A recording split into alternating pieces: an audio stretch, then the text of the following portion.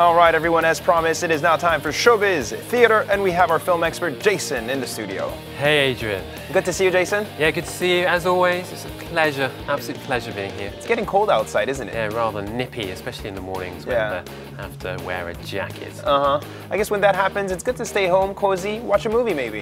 Yeah, watch a movie. This time of year, lots of Korean films being released, so lots of people going to the theatres and staying in warm settings to try and catch the latest film. That's right. Now, I think today we have an emotional thriller movie prepared for our viewers. That's right. Today we're going to be checking out Son Ye-jin's latest movie, Blood and Ties. The kidnap and murder case of a boy named Han Jae-jin that took place 15 years ago shocked the whole nation. The statute of limitations on this case is almost coming to an end, and Dion feels the presence of her father in the actual suspect's voice, and thus she starts tracking down the case. The deeper she delves into the case, Daeun becomes confused, and her suspicion towards her father, who sacrificed everything for her, grows bigger. What would you do if a loved family member is the suspect of a shocking case and the statute of limitations is coming to an end? Now, Jason, today we're focusing on the movie Blood and Ties, formerly known as Accomplices as well. Tell us more about the story. Yeah, it follows a father and a daughter. Yeah. And the daughter has, well, they both have a great relationship, and then she's reminded of her father's voice when a suspect for a murder case comes about, and the statute of limitations is about to end because it happened 15 years ago. Yeah. And so she's kind of confused. She's got this kind of loving fondness for her father on the one hand, and then confusion on the other. Like, is her father a killer? Blood and Ties. Yeah, hence the English title. Yeah. So basically we have two main characters here. We have the father, played by Kim Gap-soo, and also the daughter, played by Son Ye-jin. We'll talk about these two actors. Let's start with Son Ye-jin. Yeah, she's a kind of a princess, I guess, in Korean cinema. She plays often very romantic and very beautiful leads. Yeah. She's a beautiful actress, of course. Her most famous film is A Moment to Remember, a great melodrama. Very sad. Yeah, very, very sad film. Here she kind of turns to the more less of the romantic side and more of the kind of intense side of her acting. It's quite a big transformation for her. She's actually coming back to us as basically a thriller queen. Yeah, I mean, it's interesting, yeah, a thriller queen. Yeah. I never thought about that, but yeah, doesn't really suit her. Yeah, she is a kind of a queen or a princess, I guess, in the industry for her looks and also her acting. But yeah, this is the first time that she's taken on a role that's featured thriller aspects to her performance. Did you like her acting here? Yeah, you see more of a kind of intense side. You have seen that in some of her kind of melodramas before, where she kind of her character gets distressed. But here it's a different side of her. It's not because she's falling in or out of love with someone. It's because she's confused about her father.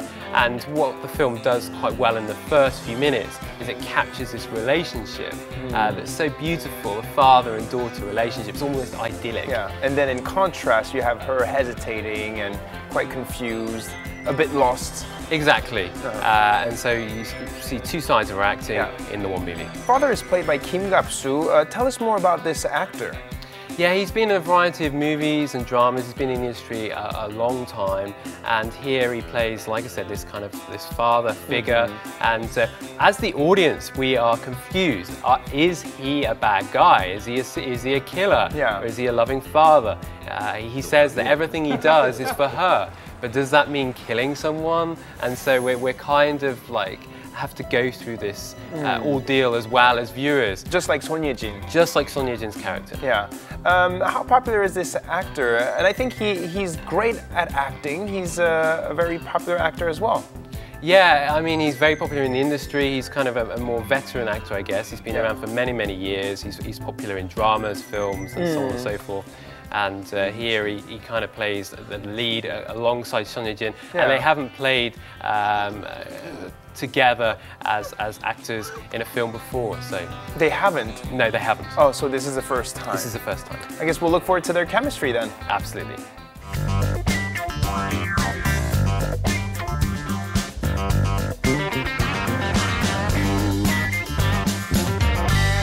Now, Jason, Blood and Ties, does this movie remind you of any other productions? Yeah, I mean, the statute of limitations does come up in a lot of films.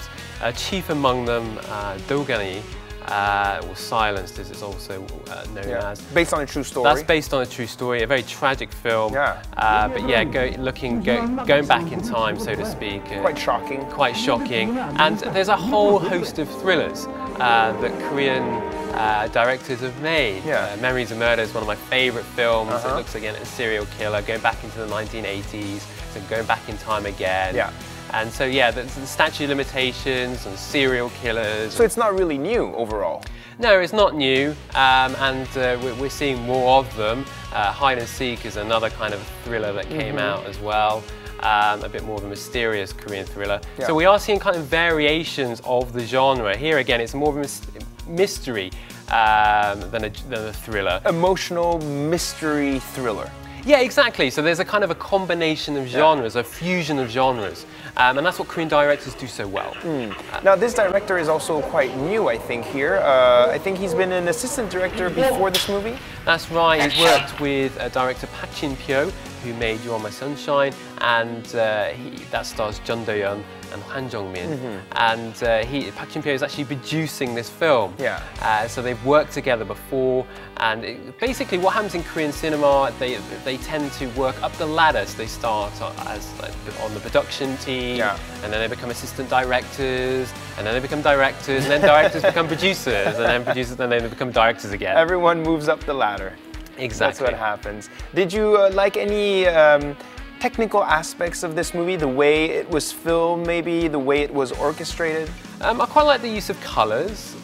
It's kind of gloomy, certainly towards the end of the film. At the beginning of the film, it's quite bright as the father and daughter relationship is being developed. And everything gets a bit dark. And then it becomes more gloomy as the mystery unfolds.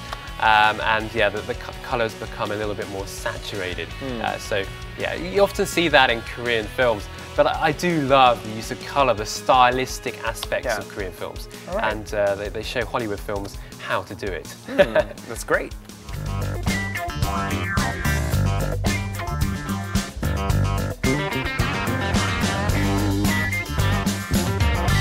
Now, Jason, thank you very much for giving us some details about the movie Blood and Ties. And every time I see a movie like this, I ask myself, is this real? Could this really happen?